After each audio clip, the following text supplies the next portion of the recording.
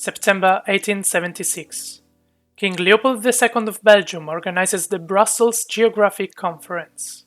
More than 40 celebrated experts of geography from several European countries meet to address two issues.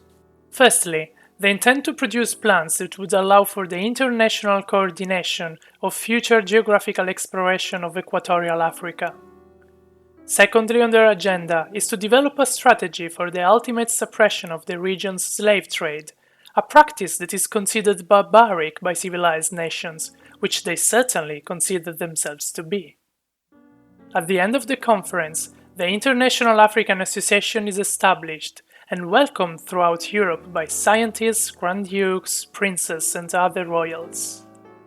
It might sound like an organization with noble intentions, but things change as soon as the full name is revealed: International Association for Exploration and Civilization of Central Africa.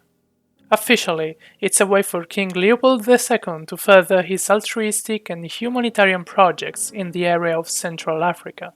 In reality, it's a tool that the king uses to disguise his desire of new land across the sea. It's the 19th century, and the European nations are looking for new open markets and sources of raw materials. A few colonies are already established in Africa. Britain, France, and Portugal control key territories for the trade routes towards Asia, but they realize the new profits can be made by exploring and colonizing the rest of the African continent. Other countries, namely Germany, Spain, and Italy, join the so-called Scramble for Africa, and Leopold II believes that Belgium can't miss this opportunity to expand its borders. However, the Belgian government doesn't see colonialism as a good investment, so Leopold exploits the International African Association to colonize the unexplored territory of Congo by himself. To establish his private colony in Central Africa, Leopold II hires Henry Morton Stanley, a British explorer and former soldier who wrote that the savage only respect force, power, boldness, and decision. Stanley knows that the goal of his mission is to construct a series of trading stations in order to open the Congo to international trade. But in fact, Leopold secretly means to carve out an entire nation. When Leopold admits what he really has in mind, he is explicit. It is a question of creating a new state as big as possible and of running it. It is clearly understood that in this project, there is no question of granting the slightest political power to the Negroes. That would be absurd.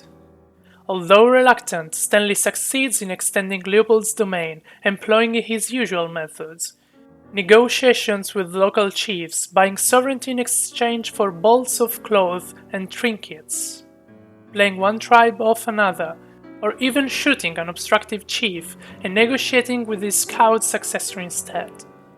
The Congo Free State is now born, not as part of a colonial empire, but owned by one man, King Leopold II. At the Berlin Conference of 1884-1885, the colonial nations of Europe authorized Leopold's claim by committing the Congo Free State to improving the lives of the native inhabitants. Leopold ignores these conditions and runs the Congo using mercenary forces for his personal gain. He extracts a fortune from the territory, initially by the collection of ivory, and after a rise in the price of rubber in the 1890s, by forced labor from the native population to harvest and process rubber. In less than 9 years, the king controls an area 76 times larger than Belgium, that he rules with terror and indiscriminate violence. If someone refuses to work, the whole village is burned to the ground. The hands of men, women, and children are amputated when the quota of rubber is not met. Missionary John Harris of Baringa is so shocked by what he has encountered that he writes to Leopold's chief agent in the Congo saying, "I have just returned from a journey inland to the village of Insongomboyo. The abject misery and utter abandon is positively undescribable. I was so moved, Your Excellency, by the people's stories that I took the liberty of promising them that in future you will only kill them for crimes they commit. Up to 10 million Africans of the estimated 16 million native inhabitants die because of brutal violence, starvation, and diseases, while many more are mutilated. Conditions in the Congo lead to an early use of the term crime against humanity. In the 1980s, the reports of deaths and abuse induces the Belgian government to take over the administration of the Congo from Leopold.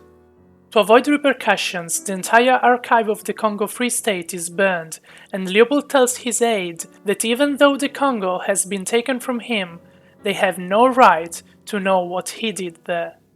Even the Belgian public opinion doesn't support the king's means of ruling Congo. Famous writers like Mark Twain and Conan Doyle denounce King Leopold as a butcher. Leopold's colonization of Congo will be remembered as the darkest page in the European colonization of Africa. In 2020, statues of Leopold II can still be found in some Belgian squares, though a number of citizens refuse the presence of these celebrative monuments, and they manifest their discontent in several ways, most notably by painting the statues red, symbolizing the blood spilled in Congo. On the 9th of June 2020, the most famous statue of Leopold II is removed from the city of Antwerp in Belgium, as the movement to remove monuments of racist figures gained momentum around the globe. Surprisingly, in Kinshasa, capital city of the Democratic Republic of Congo, the equestrian statue of the king can still be seen. It was erected in the colonial period, removed in 1967 but not destroyed. In a climate of political instability and civil wars, the statue was reinstated in 2000 and finally moved to an outdoor museum, from where King Leopold II still oversees the capital city of his former personal colony. Let me know what you think about this video in the comments below, and don't forget to subscribe to the channel for more enlightening history.